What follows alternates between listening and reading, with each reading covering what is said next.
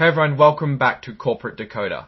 Today we are diving into a report that's all about mergers and acquisitions. And if you thought planning a wedding was tough, wait till you see what it takes to combine two banks. So, Penn Bancorporation just dropped an 8K filing. What is that even, you may ask? It's basically an update companies give to the SEC, the government agency that oversees the stock market, about big changes happening. In this case, it's about their upcoming merger, which is a mix of good news and a few hurdles to jump through. Let's break it down.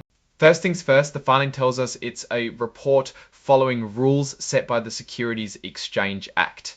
It mentions the date of the earliest event reported, which is March 28, 2025. Basically, this document is a formal heads up about important things that have happened.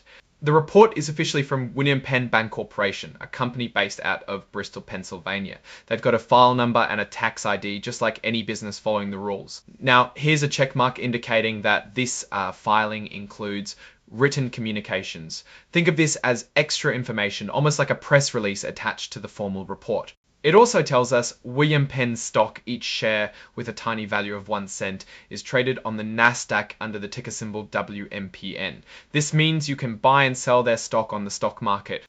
The report indicates Penn is considered an emerging growth company.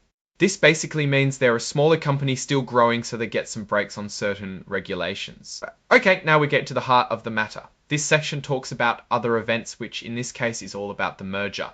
The report says that Penn Bancorp and Penn Bancorporation announced together that they've received the thumbs up from the bank regulators to merge. To merge means to combine two companies into one. This is a big deal because you can't just merge banks without permission from the government agencies that oversee banks. The deal still needs approval from the shareholders, meaning the people who own stock in both Penn and Penn. Assuming that goes smoothly, along with some other standard closing conditions, they plan to finalize the merger sometime in the spring of 2025. The report mentions an exhibit which is a joint press release about the merger. This is where they officially announce the deal to the world. Here's a warning. Shareholders are urged to read all the official documents about the merger carefully because they contain important details. It also tells you where you can find more information about the deal. All these documents are available for free on the SEC's website. This section talks about who is involved in getting shareholders to vote on the merger. It mentions that the directors and executive officers of both companies might be considered participants who are trying to convince shareholders to approve the deal. Finally, the report includes a safe harbor statement. This is basically a disclaimer saying that the company is making predictions about the future, but those predictions might not come true. Things could change and the actual results could be different. It's a way for the company to protect itself from lawsuits if things don't go as planned. Let's put all these pieces together. So what's the big picture here? Penn is merging with Penn. They've got the green light from regulators, but they still need shareholder approval. The companies are promising benefits from the merger, but they also warn that things could go wrong.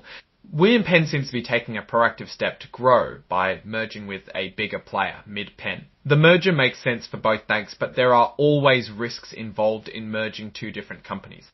One potential weakness is the reliance on shareholder approval. If the shareholders reject the deal, the merger falls apart and Penn has to find a different path forward.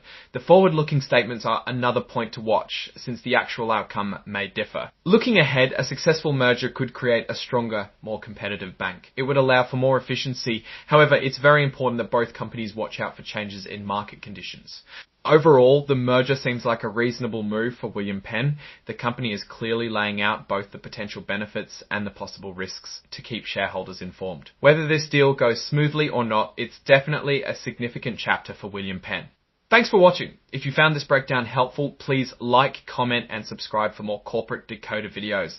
Let me know in the comments what company we should decode next time.